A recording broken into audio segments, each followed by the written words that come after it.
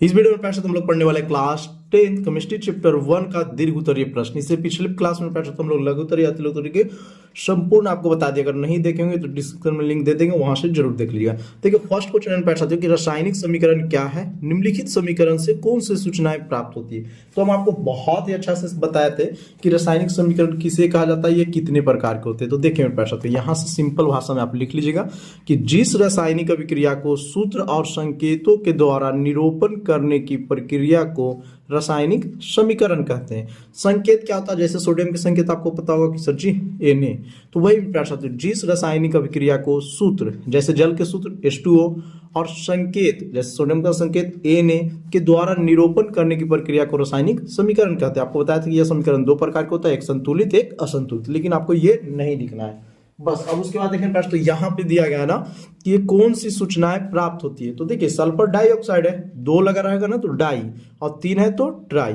तो sulphur dioxide में तो ऑक्सीजन गैस से क्रिया करके सल्फर ट्राइऑक्साइड का निर्माण करता है। तो इसी को आपको सिंपल शब्दों में लिख लेना है, ठीक है। देखिए यहाँ पे दिख रहा होगा, जब सल्फर डाइऑक्साइड और ऑक्सीजन गैस के बीच अभिक्रिया होती है तो सल्फर ट्राइऑक्साइड बनता है, जो एक संयोजन अभिक्रिया है। बोलिए सर जी संयोजन अभिक्रिया काहे लिख दिए। मेरे प्यार से तो हम आपको बताए थे कि संयोजन अभिक्रिया किसे कहते हैं कि वैसी रासायनिक अभिक्रिया जिसमें दो या दो से अधिक पदार्थ आपस में अभिक्रिया करके एक नए पदार्थ का निर्माण करता है, तो उसे संयोजन अभिक्रिया कहते हैं। ठीक है, समझ में आ गया जी, बताइए। बहुत ही अच्छा। सेकेंड नंबर क्वेश्चन देखिए कि निम्नलिखित रासायनिक समीकरण को संतुलित करें। तो संतुलित करने के लिए आपको सिंपल सिखाए थे। देखिए जैसे कैल्शियम हाइड्रोक्साइड है, संतुलित समीकरण किसे कहते हैं प्रश्न, तो जिसमें बायां पक्ष और दायां पक्ष बराबर, तो दोनों में ना आपको दो दो लगा देना हो जाना है। सेकेंड नंबर पे देखिए एल्युमिनियम है, कॉपर क्लोराइड है, ठीक है जी। तो यहाँ पे आप 3 लगा दीजिए, तो देखिए कॉपर कितना हो जाएगा 3, तो यहाँ भी आपको 3 लगाना होगा, कॉपर 3 हो गया। और यहाँ प्रश्न तो देखिए क्लोराइड 3 दूना 6 हो जाएगा जी। तो बोलिए सर जी इधर भी तो कर देना, बोलिए तो इधर भी लगा देते हैं। तो देखिए यहाँ पे तो 2 लगाना होगा आपको, ताकि 3 दूना 6 हो जाए। एल्युमिनियम कितना है 2, तो इधर भी आपको 2 लगा दीजिएगा, तो एल्युमिनियम 2 हो जाएगा। ये संतुलित समीकरण हो गया। एल्युमिनियम देखिए 2 गो, तो एल्युमिनियम 2 गो। देखिए कॉपर कितना है तो 3, तो कॉपर 3। क्लोराइड 3 दूना 6 गो, तो क्लोराइड 3 दूना 6 गो। ये संतुलित हो गया।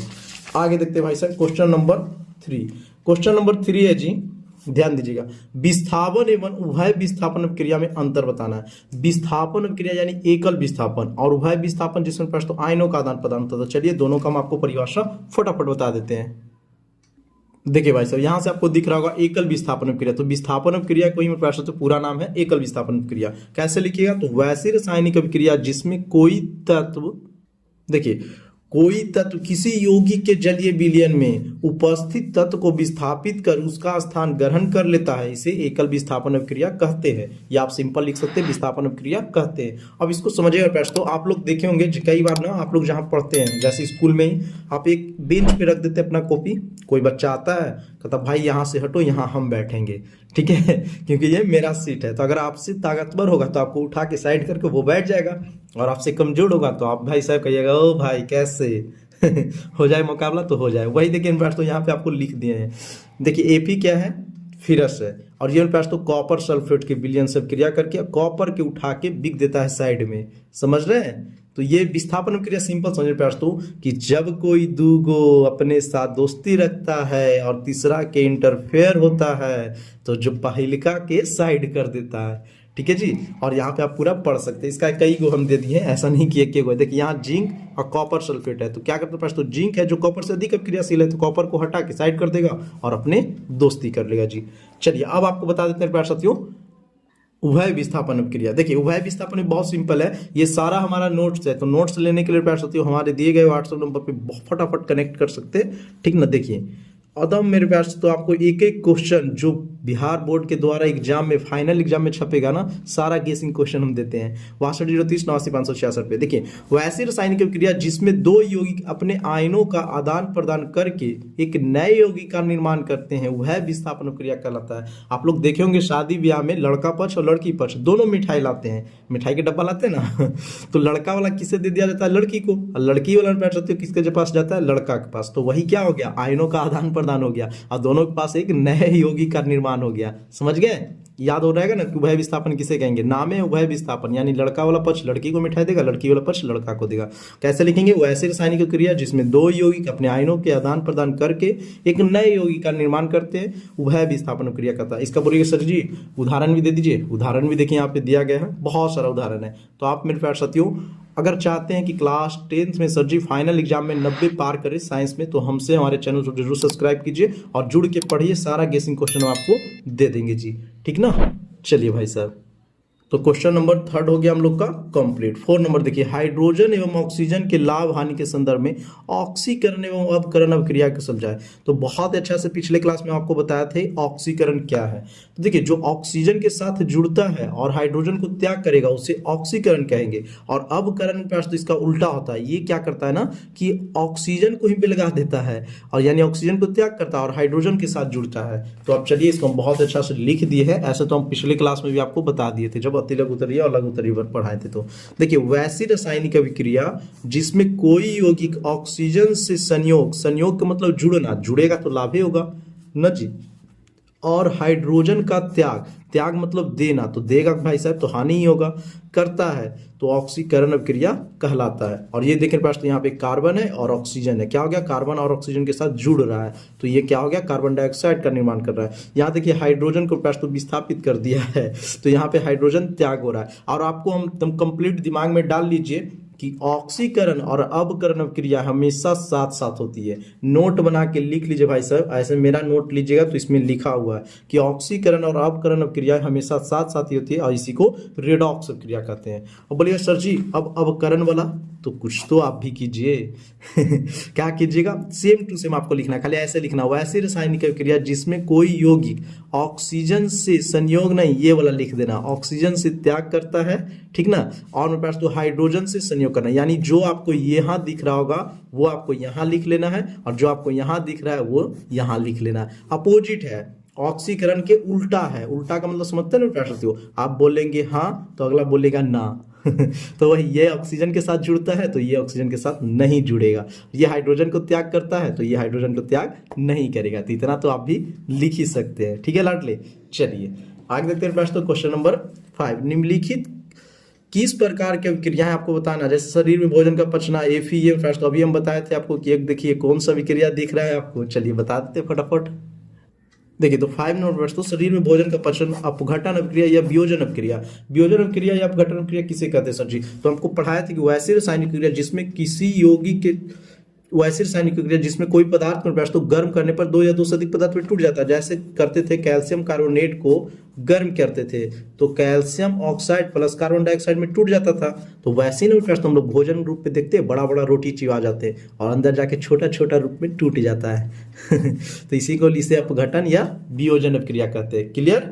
और ये देखिए FeCuSO4 अभी ना बताया प्यार साथियों, विस्थापन अभिक्रिया या एकल विस्थापन अभिक्रिया। कॉपर सल्फेट यानी दो को दोस्ती किया हुआ है, तीसरा इंटरफेयर मारा और इसको उठा के साइड कर दिया, इसी को विस्थापन अभिक्रिया कहते हैं। सिंपल ऐसे ही देखिए तो कॉपर से अधिक अभिक्रियाशील है, ये ताकतवर है, कहेगा चल दोस्त हट, बहुत दिन से तुम इसके साथ जुड़ा हुआ है, अब हम दोस्ती करेंगे, और इसको उठा के साइड कर देगा। अब देखिए तो यहाँ पे आपको दिया गया है, तो ये उभय विस्थापन है। उभय विस्थापन में बताया था क्या कि आयनों का आदान प्रदान होता है, ये तो इसके साथ जुड़ जाएगा और ये इसके साथ जुड़ जाएगा। और यहाँ पे देखिए भाई साहब हमेशा आपको बताया कि ऑक्सीकरण और अवकरण अभिक्रिया हमेशा साथ साथ होती है। तो यहाँ से देखिए ऑक्सीजन का त्याग हो गया और हाइड्रोजन क्या किया, ऑक्सीजन के साथ दोस्ती कर लिया, और ये आपके बुक में भी है, ठीक ना, तो आपको लिख लेना है। और ये ऑक्सीकरण और अपकरण क्रिया में तो साथ साथ होती है, ठीक है, और इसी को रेडॉक्स क्रिया कहते हैं। अब 6 नंबर क्वेश्चन देखते हैं, ठीक है जी। देखिए क्या होता है जब जिंक धातु को कॉपर सल्फेट के विलयन में डाली जाती है। चलिए देखिए भाई साहब आपके बुक में दिया गया तो कि जिंक धातु को कॉपर सल्फेट के विलयन में डालेंगे तो जिंक सल्फेट और कॉपर वही वाला क्रिया लिख लेंगे। इस सब क्रिया के कारण जिंक की सतह हल्के लाल रंग के कॉपर की परत जमा हो जाता है, और रंगहीन जिंक सल्फेट बनने के कारण कॉपर सल्फेट के विलयन का नीला रंग गायब हो जाता है। इस अभिक्रिया का यह सिद्ध होता है कि जिंक कॉपर से अधिक अभिक्रियाशील है। बस ये आपको यहाँ से यहाँ तक लिखना होगा। चलिए लाडले यहाँ से लिख लीजिएगा, ठीक है, ये तो आपका क्वेश्चन सही है। 6 का क्वेश्चन नंबर 2 है जी कि सिल्वर धातु कॉपर सल्फेट के विलयन में डाली जाती है।